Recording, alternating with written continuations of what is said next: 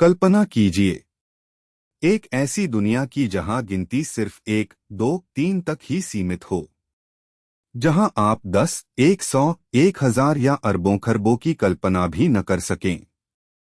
जहां विज्ञान, खगोल विज्ञान और यहां तक कि आपका बैंक बैलेंस भी सिर्फ कुछ ही अंकों के बाद रुक जाए। क्या ऐसी दुनिया में प्रगति संभव थी? क्या हम आज चांद पर पहुंच पाते या ब्रह्मांड के रहस्यों को सुलझा पाते? नमस्ते दोस्तों, और स्वागत है आपका हमारे चैनल पर। आज हम एक ऐसी कहानी लेकर आए हैं जो न केवल एक अंक की कहानी है, बल्कि मानव सभ्यता के सबसे बड़े बौद्धिक क्रांतियों में से एक की कहानी है। यह कहानी है उस महान भारतीय गणितज्ञ की जिसने शून्य को जन्म दिया, आर्यभट्ट की। पर सवाल ये है कि आखिर आर्यभट्ट ने शून्य दिया ही क्यों? क्या वाकई इसकी कोई जरूरत थी?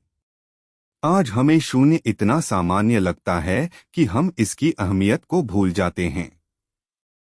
लेकिन प्राचीन सभ्यताओं के लिए यह एक अबूझ पहेली थी। मिस्र के लोग, यूनानी और रोमन सभी के पास संख्याओं को लिखने के अपने तरीके थे। रोमन अंकों को ही ले लीजिए, I, V, X, L, C, D, M। आप LXIX लिख सकते हैं, लेकिन क्या आप एक बड़ी संख्या जैसे कि 7, 865, 234 को रोमन अंकों में लिख सकते हैं? यह लगभग असंभव था। और इससे भी बड़ी समस्या ये थी कि इन प्रणालियों में कुछ नहीं को दर्शाने का कोई तरीका नहीं था। अगर आपके पास 5 सेब थे और आपने सभी खा लिए, तो आपके पास कितने बचे? कुछ नहीं को कैसे व्यक्त करें? यहीं से शुरू होती है भारत की कहानी। भारत में शून्य की अवधारणा दार्शनिक और आध्यात्मिक संदर्भों में पहले से मौजूद थी, शून्यता, खालीपन।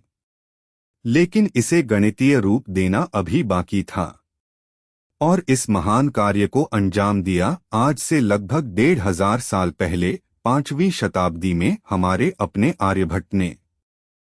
आर्यभट्ट ने न केवल शून्य को एक संख्या के रूप में पहचाना, बल्कि इसे स्थानमान प्रणाली, प्लेस वैल्यू सिस्टम का एक अभिन्न अंग बना दिया।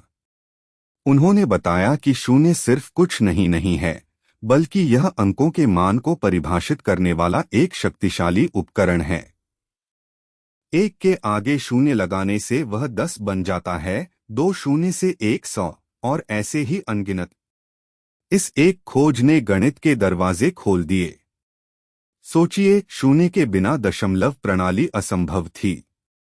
शून्य के बिना बीजगणित, अलजेब्रा और कलन, कैलकुलस की कल्पना भी नहीं की जा सकती थी। शून्य के कारण ही खगोलविदों ने ग्रहों की दूरियों और गति का सटीक अनुमान लगाना शुरू किया। व्यापारी अपने हिसाब किताब को आसानी से रखने लगे। भारत से यह ज्ञान अरब जगत पहुंचा, जहां इसे और विकसित किया गया और फिर यूरोप तक फैला। जिस अरबी अंकों, अराबिक न्यूमरल्स का हम आज इस्तेमाल करते हैं, वे वास्तव में भारतीय अंकों पर आधारित हैं, और शून्य उसका आधारशिला है। शून्य ने ही कंप्यूटर विज्ञान और आधुनिक तकनीक की नींव रखी है। आपकी मोबाइल स्क्रीन पर दिखने वाला हर पिक्सेल, हर कोड 0 और 1 बाइनरी कोड के बिना असंभव है। तो दोस्तों, आर्यभट्ट ने शून्य क्यों दिया? उन्होंने शून्य दिया क्योंकि यह एक जरूरत थी। यह एक ऐसी जरूरत थी जिसने मानव मस्तिष्क को अनंत संभावनाओं के द्वार खोले। यह सिर्फ एक प्रतीक नहीं, बल्कि एक विचार है, एक विचार जो हमें बताता है कि कुछ नहीं भी कितना शक्तिशाली हो सकता है। यह हमें सिखाता है कि सबसे छोटे आविष्कार भी सबसे बड़े बदलाव ला सकते हैं। अगली बार जब आप शून्य देखें या अपने मोबाइल का इस्तेमाल करें, तो उस महान भारतीय गणितज्ञ आर्यभट्ट को याद कीजिएगा, जिसने इस दुनिया को हमेशा के लिए बदल दिया।